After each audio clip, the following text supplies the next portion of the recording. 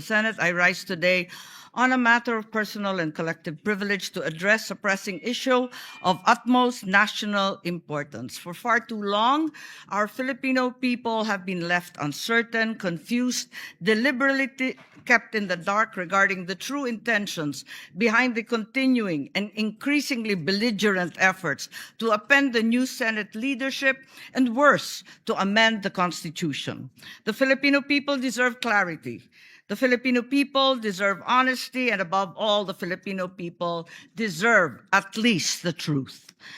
Madam President, today I will not rely solely on my own words. I will present before this chamber a short video containing documentation, footage, and statements directly connected to the ongoing efforts toward term extension and charter change.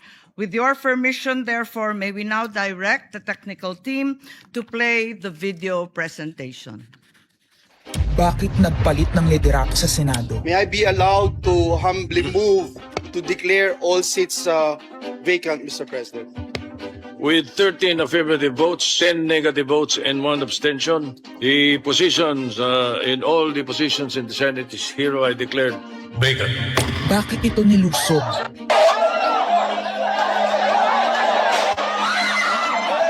Bakit patuloy ang pananakot? Talagang garabalan, obvious na obvious, iniisa-isa ang majority. Bakit may panggigipit? Pinakakasuhan ng Ombudsman si Senator Rodante Marcoleta ng plunder at indirect bribery. Bakit may pambabaluktot ng kwento? Nililito nila ang publiko. Ang kainan ay naganap alas 4 ng hapon. Ang barilan alas 7. Nagmamalaki nilang may nangangamusta. Si Camille Villar ang unang nag-update. Saka sila nagsi-reply. Last convo, 4 p.m.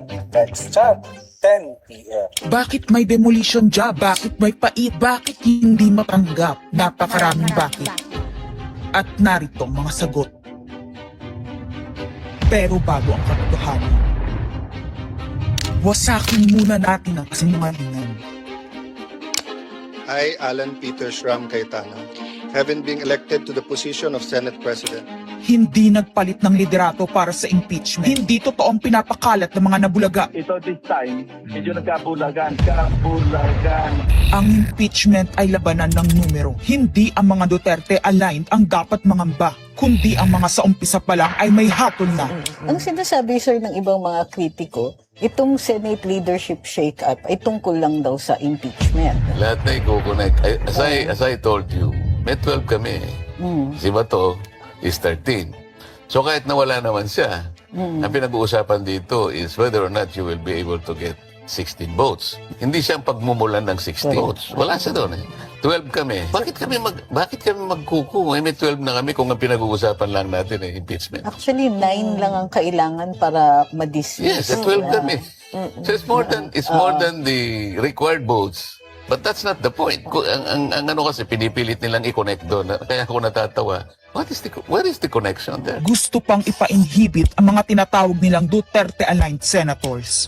Nananawagan pa ng partial kuno at pagiging patas. Pero sa publiko, may mga pahayag na hindi makakatakas. While VP Sara is in power, the threat of a full-blown Duterte comeback is still a very real and present danger. Bakit ganito ang desperasyon? Bakit hindi maikubli ang gigil? No.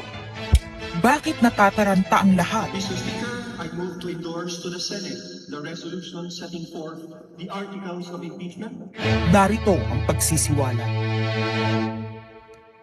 Noong April 22 sa Soler, nagkita si Tito Soto at House Speaker D para pag-usapan kung ano ang papakialaman sa 1987 Constitution habang nakaupo si Bongbong Marcos. Kasama ni House Speaker D ay si South Cotabato Congressman Ferdinand Hernandez. Kasama ni Soto ay ang dating Senate Secretary na si Mark Mendoza.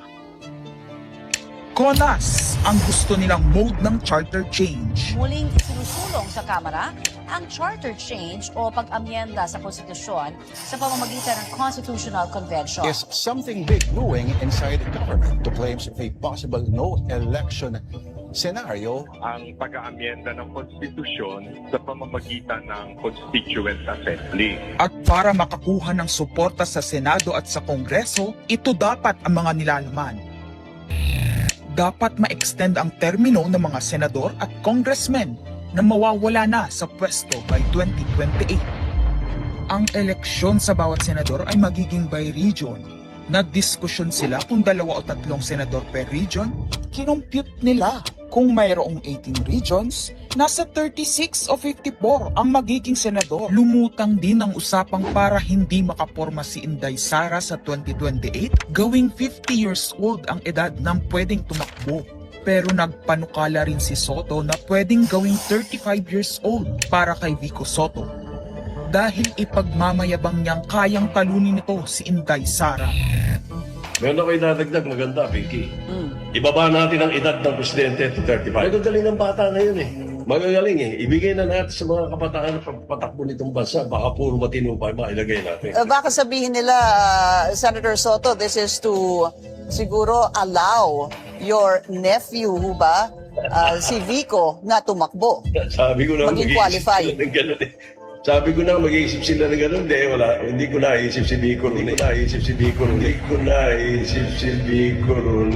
Ang impormasyong ito ay mula mismo sa kasama sa meeting. Kasama din nila ay isang congressman, isang gobernador, isang retired military officer, isang dating may mataas na katungkulan, at 5 mula sa private at business sector. Kaya ba binaliwala ang panawagan ng taong bayan? Kaya ba binaliwala ang paalala ng Iglesia ni Cristo? Hindi po nagbabago ang bilin ng Iglesia ni Cristo, Nelson, na ang Iglesia ni Cristo po ay tutol sa impeachment. Kaya ba nagtatapang-tapangan ang mga umaastang bida sa ginagawa nilang tunay na drama? Kaya ba nila sinasabing hindi sila natatakot sa eleksyon ay dahil alam nilang walang eleksyon na magaganap? Hindi po kami natatakot sa susunod na eleksyon. At ang boto sa impeachment ay refleksyon ng boto sa pagsira sa 1987 Constitution. Pabor ang karamihan sa mga pagbabago sa saligang batas, lalo na sa usaping ekonomiya. Ngunit kung papakialaman ng iilan ang konstitusyon para maghari-harian at para sa pansariling kapakinabangan, makapwesto ng matagal o mailuklok ang kamag-anak, humanda kayo sa galit ng bayan. Ang pagpapalit ng liderato sa Senado ay hindi kakaiba. Ito ay nakabase sa prioridad at gusto ng mga senador. Bumabahana ng ebidensya laban kina Bongbong Marcos, Liza Marcos, Sandro Marcos at Marvin Romualdez. Kailangan ng may bayag sa Blue Ribbon Committee. Ipinangako na sa mga korap na mambabatas ang perang malilikom sa 2027. 2028 national budget. Dapat pigilan. 2028, alam natin that's the election budget. And it was assured to the congressmen this will also be the CONAS budget. Nagiging isa ng malaking sindikato ang pamahalaan. Sinusuportahan ito ng mga dating kalaban, mga tinulungang manalo noong nakaraang eleksyon, mga may galit sa nagdaang administrasyon. Lahat sila kasama ng pinakamalaking troll farms at ilang bahagi ng mainstream media ay pinagagana ng 2 bagay. Pera galing sa korupsyon, galit sa mga Duterte. Mahalaga ang liderato ng Senado para sa mga korap at nakasandal sa mga buwaya ng kapangyarihan. Ngunit mas mahalaga ito sa mga naninindigan na ang Senado ay bantayog ng konstitusyon na hindi dapat tinatakot, sinusuhulan at iniipit upang maging tau-tauhan. Maaaring hati ngayon ang Senado. Maaaring kanya-kanyang bersyon ng kwento. Wala nang pakialam kung ano ang totoo. Isa itong indikasyon na gumagana ang demokrasya. Kailangan lang maalala ng bawat senador na kahit sila ay may kapangyarihan, hindi dapat nila malimutan magpakatao. Sa kabila ng lahat ng problema, pinakamababang halaga ng piso sa kasaysayan, mataas na bilihin at gasolina, kawalan ng trabaho, halos wala nang makain, nagpapakamatay na mga magsasaka. Ang inuuna ay politika, impeachment at kung ano-anong propaganda para mabalik ang kontrol sa Senado ng mga nangako na maisakatuparan ang pagpapahaba ng panahon sa kapangyarihan. Kung magde-deny yung mga nandoon sa meeting na yon at pabubulaanan yung aking sinabi, then sasabihin ko kung sino ang nagsiwalat sa amin. Kasi magugulantang ang buong bansa pag siniwalat ko kung sino yung nagsabi sa amin.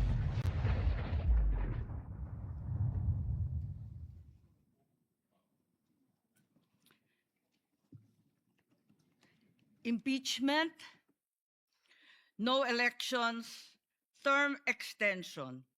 Ito ang inaatupag ng ilang mambabatas na nagiging mambubutas ng sikmura ng taumbayan.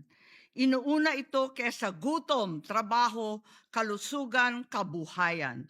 Gusto nilang pahabain ang paghihirap ng Pilipino, gusto ata nilang gumapang ang bayan sa dusa, gaya ng paggapang ng mga buhaya sa kaban ng bayan at konstitusyon.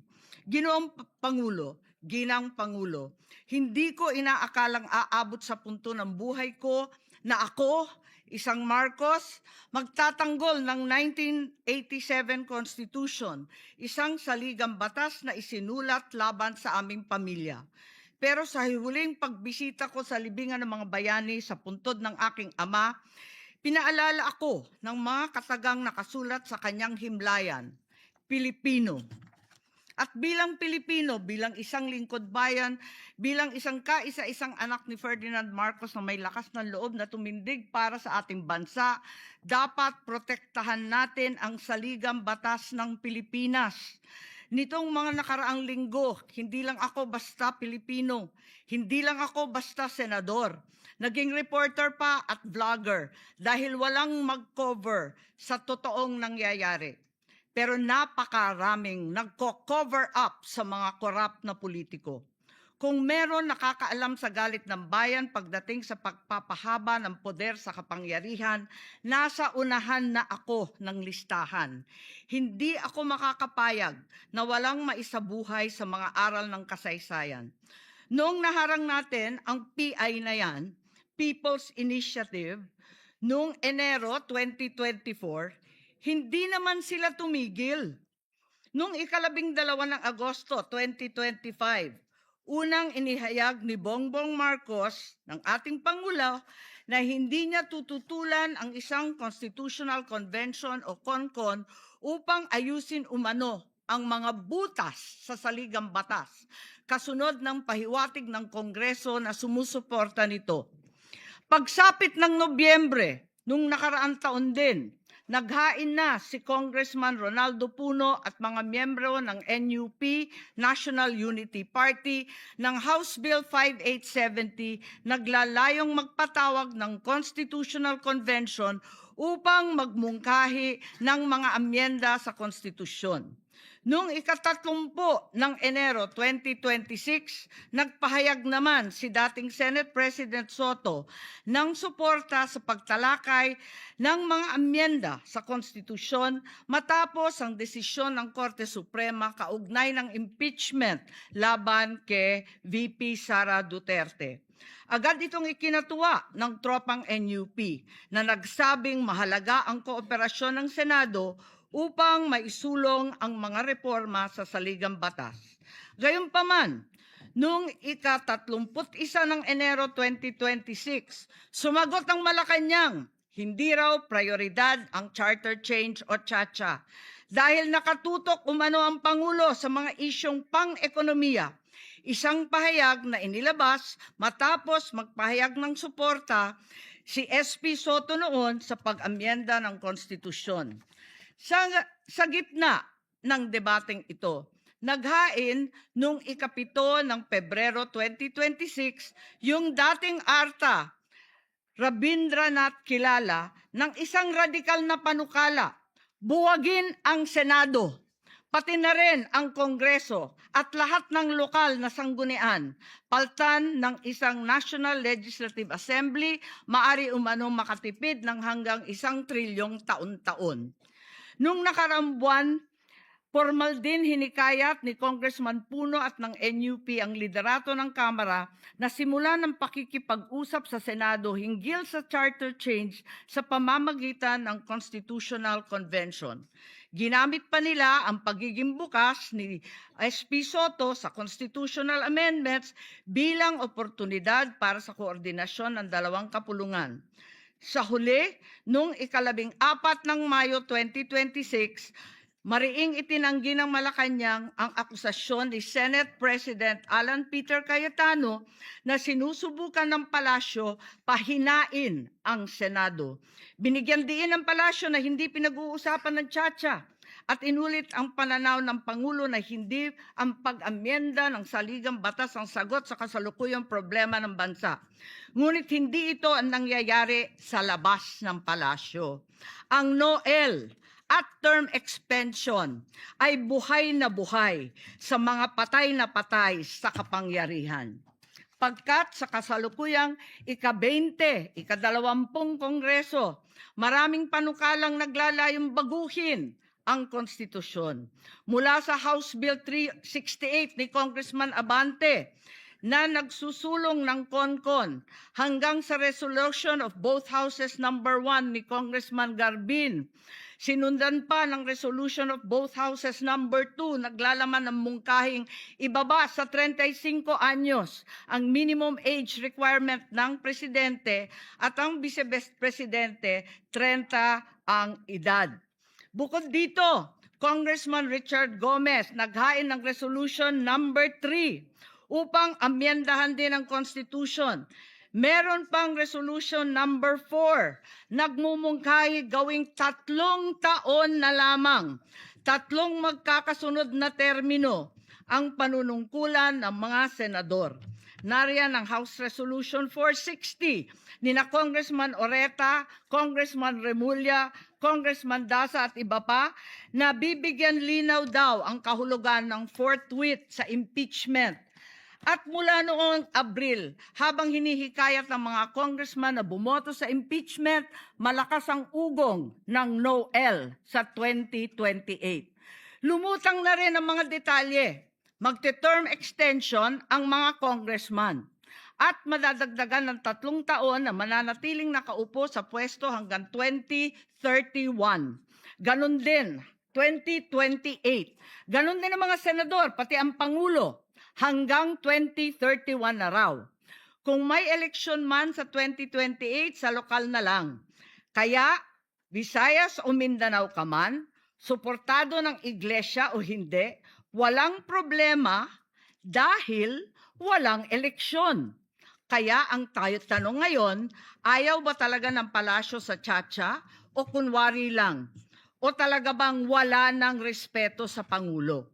Bukod kay Lito Banayo, napakarami kong sources patungkol sa mga meeting na naganap para sa isinusulong na Constituent Assembly o CONAS. Mga kalipunan ng mga politikong hindi nananalo sa mga matataas na posisyon, inaambisyon nila. Kung hindi kayang manalo sa boto, baguhin na lang ang konstitusyon. Noon pa man, hindi ako naging hadlang sa pagbabago. Kumpara lamang sa ekonomiya at ikagiginhawa ng buhay ng Pilipino. Pero magagaling ang mga buwaya. Tahimik na gumagapang upang malamon pati ang konstitusyon. Kung nagsisinungaling ang mga nagsumbong sa akin, kung sasabihin kasinungalingan ang sinabi ko ngayon at ang pinalabas, hinihikayat ko ang mga senador ngayon sa ating bulwagan. Ipangako natin sa taong bayan na may eleksyon sa 2028 mula sa presidential hanggang sa lokal. At Madam President, magiging masaya akong mapatunayan na mali ako dahil ibig sabihin nun, mananalo ang tama. In the interest of time and that this chamber may proceed with its scheduled legislative business, I will not entertain any interpellations at this juncture and would rather allow the facts in the video as well as confronting this nation to resonate fully with this chamber and the Filipino people. I urge this body to look deeply into what we have witnessed today, act with vigilance, courage, and fidelity to the Constitution we swore to defend. Maraming salamat po.